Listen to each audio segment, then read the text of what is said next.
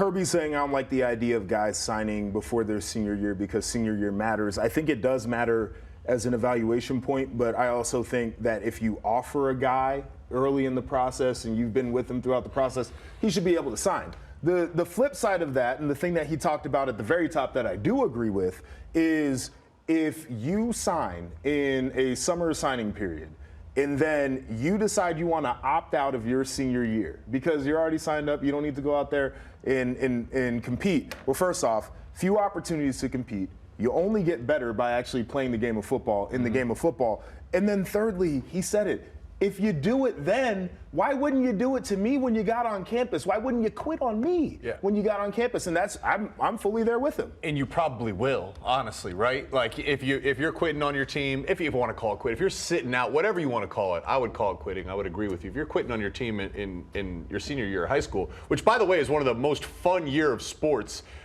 played in the NFL, I played in the college. Senior year high school football was one of the most fun years of sports I'd ever played. If you quit on them, you're certainly going to be entering the transfer portal when the going gets tough or exploring all your options. So I'm completely with Kirby. I just think, JP, you earn the right to be treated like a vet and sit out. You know, like Von Miller in Denver, he didn't have to practice Wednesday and Thursdays. Right. Because he was a multi-year All-Pro, Pro Bowler, Super Bowl MVP. When you're in high school, you may think that you've done some things.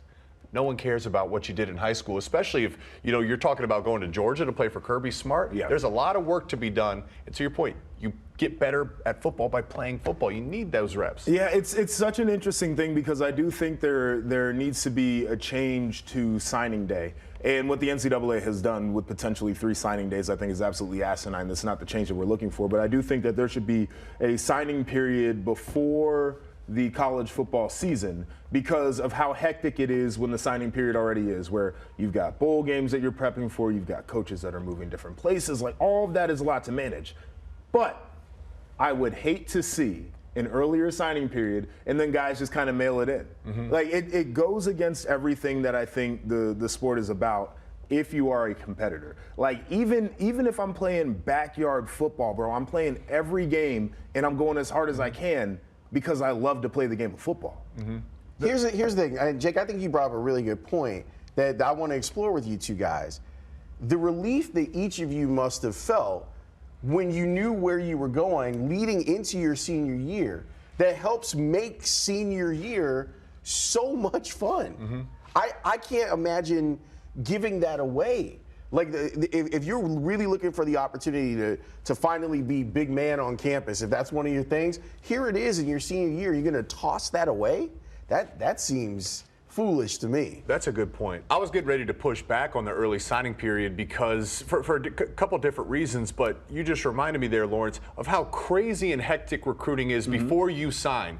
You can have a verbal commit all you want, but we talk about tampering where when it's technically illegal at the college level, it still goes on. It definitely goes on in high school. So, when I committed to Michigan and I stopped answering all the phone calls, I said, guys, this is where I'm going. I don't want to hear it. It allowed me to singularly focus. I actually became a better football player because I spent more time focused on the task that was important. I think that's a great point, Lawrence. Yeah, I agree with that. I fully agree with the idea that we would take more off of the plate of the young people. Like, it's hectic. And some guys like the pomp and circumstance, and they like, all the people coming to see them and all the recruiting analysts talking about them. And if that's the game you want to play, that's perfectly fine. But I do think there is a level of security that comes along with having your college decision already wrapped up. And then Kirby even alluded to this too.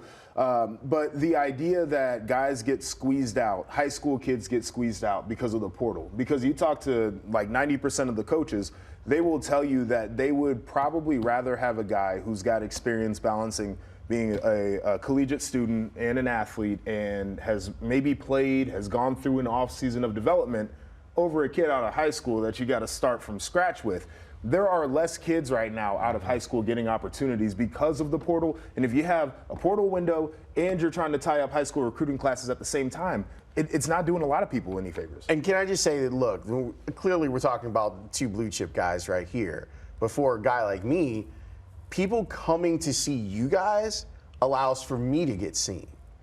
And that is important too. If I'm a sophomore player that gets called up to varsity and I'm playing with you guys because you guys are stars, that you're going to Michigan, you're going to Ohio State, people are coming in and maybe they get a chance to see one of those younger players playing on the same field with you. Like that to me is worth it. Like that's being a good teammate. That's lifting while you climb as you guys get ready for your next thing to help those other kids out.